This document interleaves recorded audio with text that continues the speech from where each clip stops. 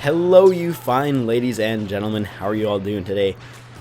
I always repeat today. That always happens. Anyways, we're going to be taking the SE-14C and DH-17 into battle and comparing them. These are two blaster pistols from Star Wars Battlefront, which share many similarities, and we're going to be figuring out which one is a more viable option. So, starting off with the SE-14C, that's not what it's called, because I had something else to say. I'd like to apologize for the video quality. The original file got a little bit messed up and didn't work. So I had to use the video from the PlayStation capture card, so the quality is a little weaker. But that's fine, that's fine. So sorry for that. But moving on to the actual review, the SE-14C.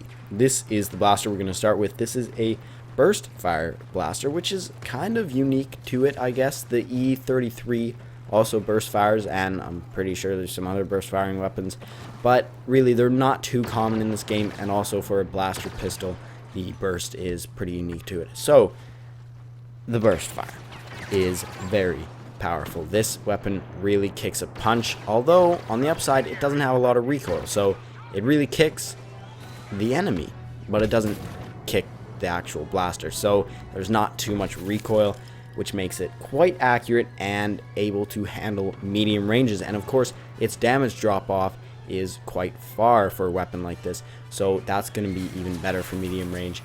You can really hit enemies at medium range. And speaking about long range, this weapon can also handle itself, although no, I shouldn't say that. It can't handle itself at long range, but if the enemy doesn't see you and they're at a relatively low health, then I guess you could pick them off at long range, but it's not ideal. I would go find a different firefight which is more suited for this weapon, but that is alright. Now, the fire rate of this weapon, even though it is a burst fire weapon, you can burst fire it quite quickly, making the fire rate very fast, which is good for the explosive shot star card. If you pair it with the explosive shot, you can really deal out some massive damage and AoE damage as well. But of course, if you prefer using a different star card, that's not going to be what you're doing, but it is a good set to use. Now, because of this high fire rate and its relatively good accuracy, this weapon is very, very strong at medium and close ranges. Now, there's another upside to it that kind of helps with this, and that's the fact that its charge rate it's quite large, really, or its charge capacity. It doesn't overheat very quickly, so you can get many bursts off before having to refresh the charge on it. And this means you can take on multiple enemies, especially if you're in close range, because this weapon can one burst enemies if you're really close range. So because it can shoot off multiple bursts before having to refresh it, if there's a lot of enemies and you're in close range and you have the skill, you can probably take them all on. But that probably won't happen too often, but it's still an upside of this weapon.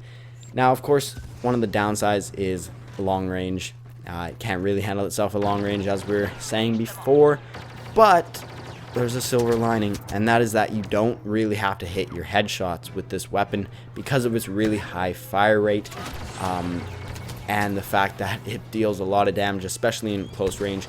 You don't really have to hit your headshots too often. You'll see with other weapons like the A280C, you do have to hit your headshots, or you might end up losing a lot more firefights, but with this weapon, that's not really the case. Now, moving on to the DH-17. Unlike the SE-14C, this is a fully automatic blaster rifle, or blaster pistol, sorry. Now, with a lot of weapons in FPS games, even if they're fully automatic, you usually end up tap firing them anyways if you're trying to hit an enemy at medium to longer ranges because of the recoil. Thankfully, with the DH-17, it doesn't actually have a lot of recoil, so you don't need to tap fire it, meaning you can kind of just put your crosshair on your enemy and just hold down the trigger.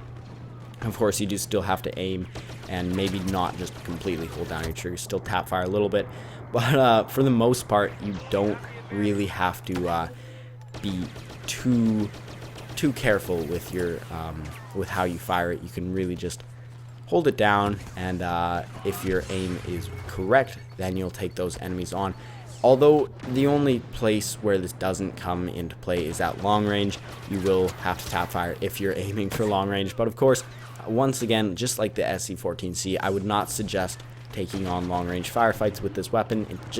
It does not deal enough damage at long range. Of course, if the enemy doesn't see you and they're low on health, then you might as well try and pick them off. So, just like the SE-14C, once again, they share so many similarities. This weapon has a really high fire rate, making it a very viable counterpart with the explosive shot. You can, once again, deal out tons of damage. But of course, you don't have to use the explosive shot. That's just that's one option. Also, the fire rate makes it extremely good at close range and medium range because of that accuracy. So really, it's similar to the SE-14C in so many ways. Now, it can handle multiple enemies, once again, because of that charge capacity. Just like the 14C, it has a big or a large charge capacity, and it doesn't overheat too often, meaning you can take on multiple enemies, especially if you're in close range. You can take on 3 to 4 perhaps without having to recharge your weapon, which is very, very, very strong on the battlefield, especially in closer range maps, because if they're trying to shoot at you and they overheat their weapon, they're basically toast in that firefight. Like, they're not coming out on top unless you also overheat your weapon. So that's why it's so important to have a great charge capacity on your weapon. Now, this doesn't need to be fired in bursts, as I said before, unless you're really trying to hit those headshots, in which case you might want to burst fire it a little more just to be a little more accurate. But again, as with the SE-14C, hitting headshots is not too big of a concern with this weapon if you're at close range. At medium range, yes, you will be able to take down your target far more quickly if you hit those headshots, but at close range, and that's where you're probably going to be using this weapon the most, headshots don't really matter because you're going to take the enemy down quick enough anyways. Now, again, another downside, just like the SE-14C, it can't really handle itself at long range. In fact, I'd say the SE-14C can handle itself much better at further ranges, just because of that burst fire and the fact that it's a little more accurate. So I would not use this weapon at long range. I think we already talked about this though. So moving on to the verdict. Which one is better? Which one is the better option to use? So the two blasters are really, really similar, as you can probably tell through this video, as I've been saying, just like this. But they're both very solid options at close to medium ranges, perhaps even at long range, just picking off enemies. But of course, that's not the ideal way to play Battlefront. So they're both very good at those ranges due to their high fire rate and stable accuracy. But in the end, I'd say it comes down to personal preference because these weapons are so similar. If you prefer using a burst fire weapon that really kicks a punch and you can kind of tap fire quickly, then the SE-14C is a great option. If you like a more spray and pray type of weapon, and a weapon that you can kind of just hold down the trigger and tap fire if you have to, then the DH-17 is going to be a very good option. It really comes down to personal preference. I would say the DH-17 is slightly more versatile, simply because its charge capacity, I think, is a little larger than the SE-14C's.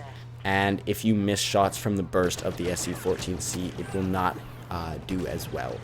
So that's why I would say the DH-17 is a little more versatile, but in the end, really, it's not too much more versatile, and it really just comes down to personal preference. So that's all I have to say for today. Thank you for watching, and see you next time. Goodbye.